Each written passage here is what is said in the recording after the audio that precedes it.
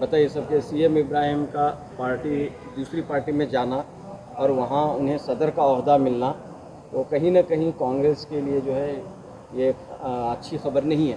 देखिए, सीएम इब्राहिम साहब एक सीनियर कायद हैं। उनकी शुरुआत जनता पार्टी से ही हुई थी। यूनियन मिनिस्टर भी जनता पार्टी से ही बने थे। पहली बार जब शिवाजी नगर में वो एमएलए बने वो उस वक्त भी जनता पार्टी में ही थे। फिर वहाँ से कांग्रेस में आए, फिर वो दोबारा जनता पार्टी में जा रहे हैं, वो कोई नई बात नहीं है।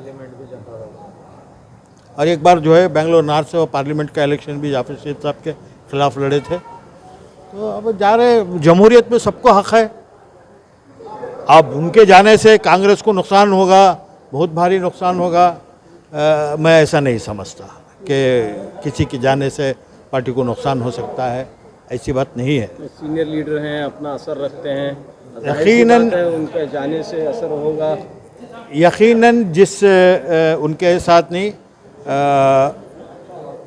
जो अपोजिशन लीडर का जो वो दावा कर रहे थे, हर मुसलमान चाहता था कि लीडर ऑफ अपोजिशन एक मुसलमान को इस बार दिया जाए। वो इब्राहिम साहब भी हो सकते थे, नसीर साहब भी हो सकते थे, नहीं मिला। कहीं ना कहीं हम लोगों को भी जो है उसका एहसास है।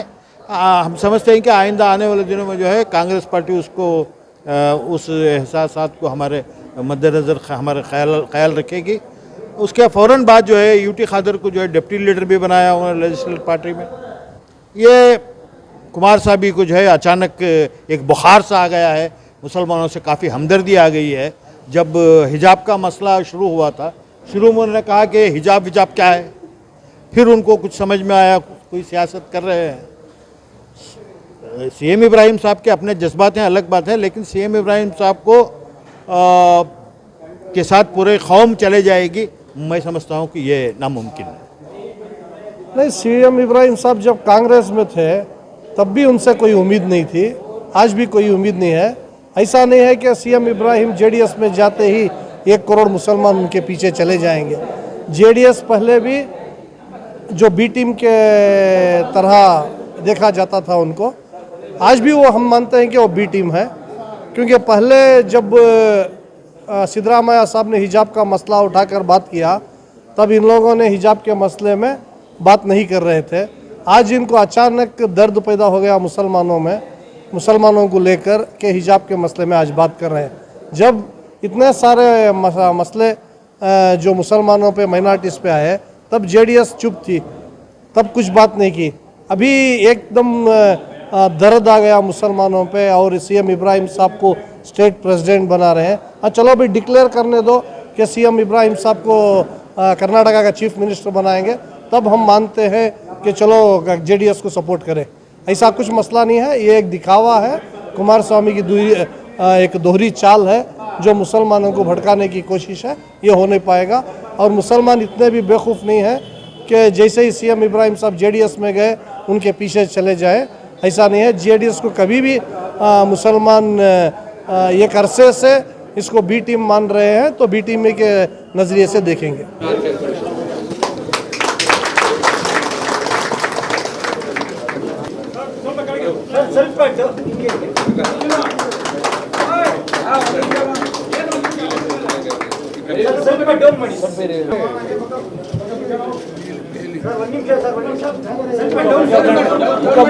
मुका काट ले।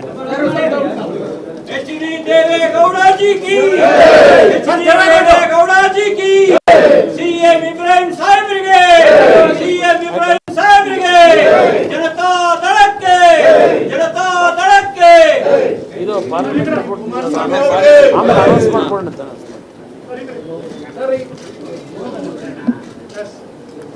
2023 ಸ್ವತಂತ್ರವಾದ ಸರ್ಕಾರ ಜಾತಿ ಮುಖ್ಯಮಂತ್ರಿಯಾಗಿ ಬರಬೇಕು. ಆವಾಗ ಪಕ್ಷದ ಅಧ್ಯಕ್ಷರಾಗಿದ್ದಂತೆ ಎಚ್ ಕೆ ಸುಭಾಷ್ ಅವರಿಗೆ ಪಕ್ಷ ಇವತ್ತು ನಮ್ಮ ವರಿಷ್ಠರು ಅವರನ್ನ ಸಂಸದೀಯ ಮಂಡಳಿಯ ಅಧ್ಯಕ್ಷರಾಗಿ ನೇಮಕ ಮಾಡಿದ್ದಾರೆ. ಅವ್ರಿಗೂ ಕೂಡ ಇವತ್ತು ಮತದಾನ ಹಾಕಬೇಕು ಅಂತ ಹೇಳಿ ನಾನು ನಮ್ಮ ವರಿಷ್ಠರನ್ನು ಕೂಡ ಕೋರಿಕೆ ಮಾಡ್ತೇನೆ.